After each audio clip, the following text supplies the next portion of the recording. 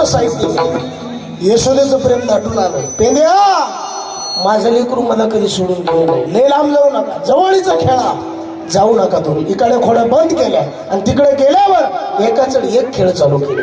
हा